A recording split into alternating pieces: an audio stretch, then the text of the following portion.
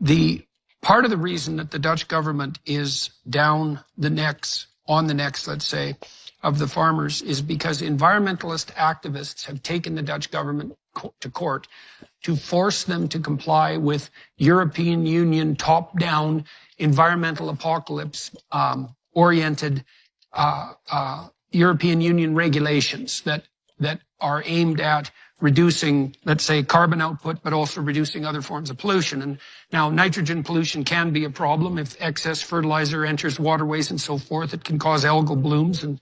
And obviously it's the case that we want to pollute the least amount possible while growing food. On their tractors, farmers from all over the country headed to the little town of Stroe. Ignoring police instructions, they blocked motorways, causing traffic chaos. Thousands of Dutch farmers are rallying against the government on their tractors. I'm here for my future. I see my future falling apart. Not in 10 years, but sooner. Well, they're a peaceful hint of what's to come. Sri Lanka is more of a hint of what's to come. Or Germany, where they're rationing energy, or the UK, where they expect power bills to hit £5,000 a year next year. That's like 15% of people's net income. This is not a good idea. First of all, have I got that story right? Has the Dutch government itself been cornered by the courts? And is that a consequence of European Union pressure? I think that they are very happy that that happened, though. And they go further than what the European Union has told them to do. So the Dutch government isn't innocent in this case. You know, they're not completely just cornered by the courts. They have gone further than what Brussels has told them to do. So I think that is very important because it shows you their true intent. And I think that the true intent that the government has is to get rid of our farmers. They want the land because they need the land. I'm sure we'll get to that in a bit, but it's definitely, I would say that there's definitely intent here, and it goes further than just being cornered by courts. They've been cornered by the courts, but they're perfectly happy with that cornering and they're willing to take it farther. So why does the EU and the courts and the environmentalists and the government have their panties in a knot, so to speak, about nitrogen per se? Like, what's the problem exactly that they're trying to address here? And why do they think that demolishing the farming industry is going to solve that problem? What's their goal?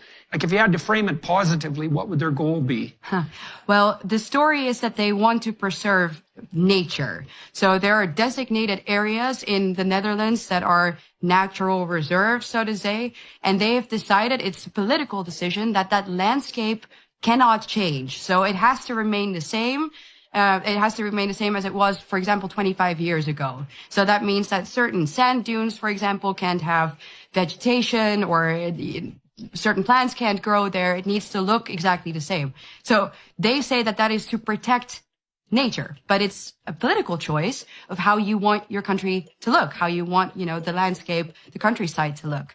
So to me, that shows you that. So the start of this is real. Yeah. Well, so they're pushing the pristine nature narrative. Yes. Fundamentally. How many farmers do you think are protesting at the moment, actively protesting in terms of absolute numbers?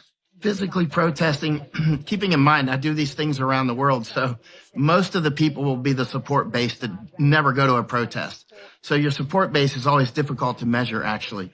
But everybody, all the farmers that I speak with, Ava just mentioned sort of apathy may have set in, or resignation that they may not be able to defeat this government. Actually, if we're talking about nitrogen, we're talking about the wrong level, by the way. If we're talking about the details of this, we're already losing, because this is not about Stickstoff, as they call it here, nitrogen. This is about taking those farms and making Tri-State City. Tri-State City is this giant city. You can see the maps. You and I have talked about it before when you were here, Jordan. Tri-State City is called Tri-State City because it will take most or all of the Netherlands, part of Belgium, and part of Germany into this mega smart city, basically a control city.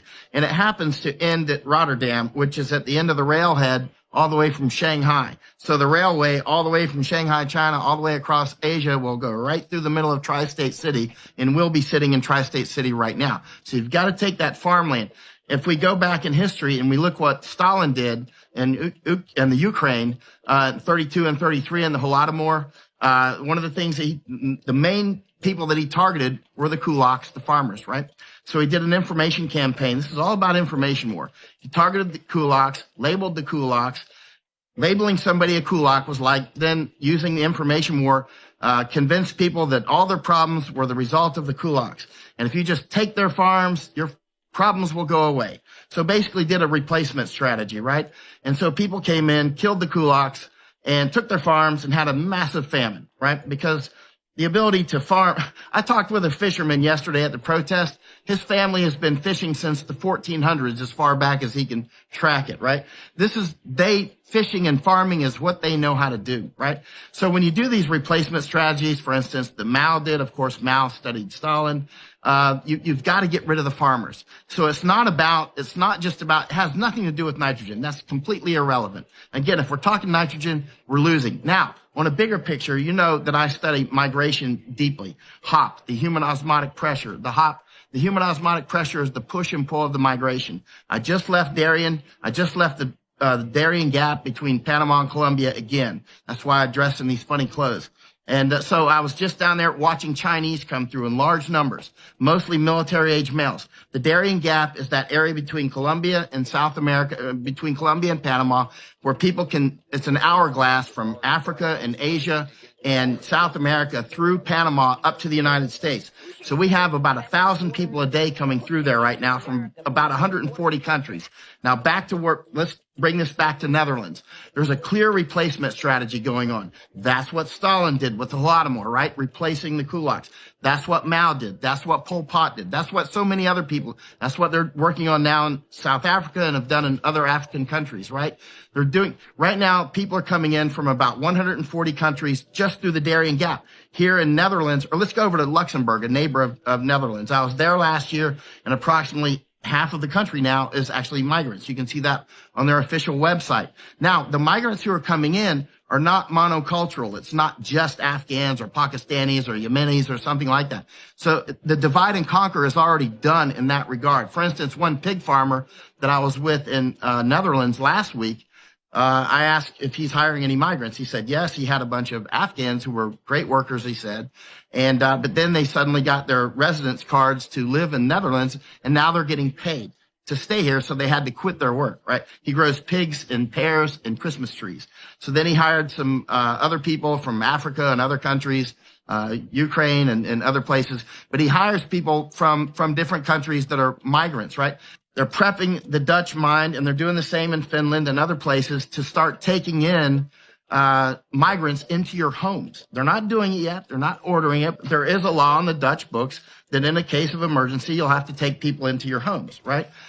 And they're prepping this now in the news cycles. Like, they're not doing it, but just to put that in the back of your mind, one lady that lives in a big farmhouse after her family is gone and her husband has died, she doesn't need that big farmhouse. She can bring in some Somalis to live with her, right? They're prepping a replacement strategy. It's right in your face. It's right in your grill. I was down in Morocco last year watching the Moroccan government push people to Ceuta and Melilla, which are two Spanish cities that are in Morocco. And I was down in Greece watching the Turks push them over the border into Greece. I was up in Lithuania watching Belarus. That's when I started warning that something was about to happen. When we saw the Belarusians pushing migrants, they tried to push them into Poland. Poland did not allow it, of course. And then Lithuania allowed some in. I was up there for 5 weeks. The Lithuanians gave me complete access to their camps because I know people in the Lithuanian army because I was with them in Afghanistan. So they gave me complete access to the camps and to the border and to their intelligence people and their army and whatnot. And this was a clear weaponization of migration. It's weaponization of migration. This has gone on since forever.